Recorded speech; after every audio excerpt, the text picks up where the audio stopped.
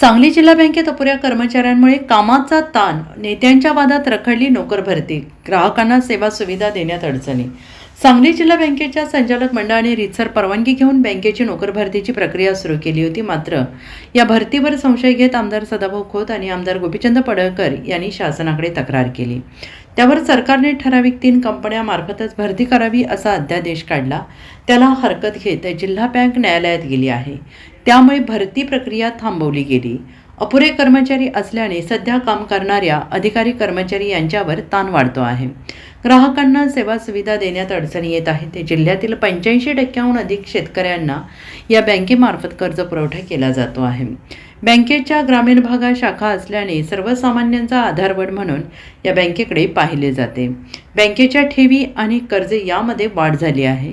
5 वर्षामध्ये बँकेचे अनेक कर्मचारी अधिकारी निवृत्त झाले। त्यामुळे बँकेच्या 500वर जागा रिक्त झालेल्या आहेत। येत्या मे महिन्यात आणखीन काही कर्मचारी निवृत्त होणार आहेत। दुसऱ्या बाजूला बँकेचा व्याप वाढतो आहे। त्यामुळे बँकेचे अध्यक्ष मानसिंगराव नाईक यांनी संचालक मंडळाच्या बैठकीत ठराव करून सर्वानुमते रीतसर परवानगी घेऊन भरती प्रक्रिया सुरू केली।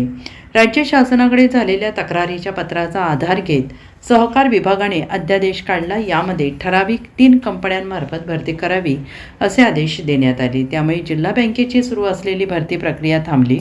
सरकारच्या या अध्यादेशाविरोधात सांगलीसह राज्यातील काही बँकांनी न्यायालयात धाव घेतली। मात्र त्यावर निर्णय झालेला नाही। त्यामुळे कर्मचाऱ्यांवर कामाचा ताण कायम आहे।